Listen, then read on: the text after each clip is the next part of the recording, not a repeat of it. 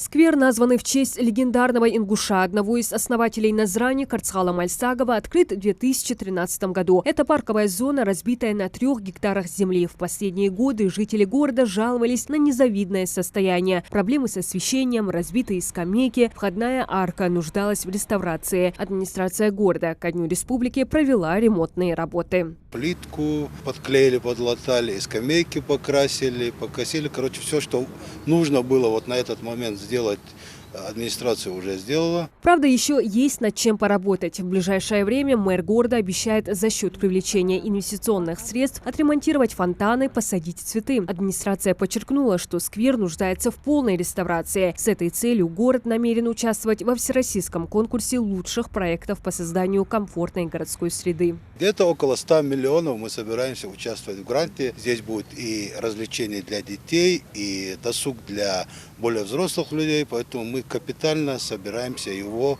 уже где-то весной следующего года, так скажем, не ремонтировать, а реконструировать. Еще одно место, где провели ремонтные работы до празднования Дня Республики – парковая зона в районе пруда. Здесь периодически совершают акты вандализма. Разбитые фонари, скамейки и сломанные качели, крепления которых часто выходят из строя из-за перегруза. Там садятся по 10 человек, садятся взрослые. Если бы дети только катались, в принципе, они для детей и рассчитаны, или для молодежи, то есть по 2, по 3 человека. И здесь у нас, в общем, бригада работала на протяжении недели.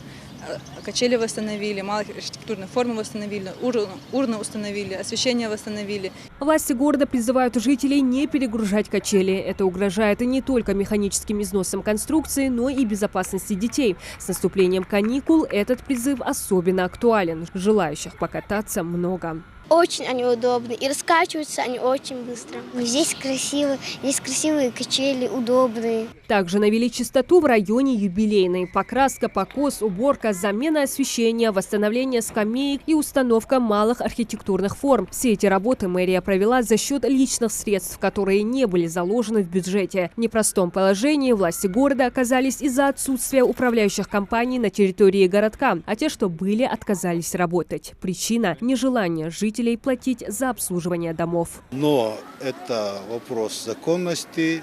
В любом случае нам придется подчиняться закону, и управляющие компании здесь в скором времени будут, и следить за территорией будут. Поэтому у меня огромная просьба к жителям наших многоэтажных домов бережнее относиться к нашему имуществу, во-первых, и во-вторых, это точно такой же дом, как и частный. За ним тоже нужен уход.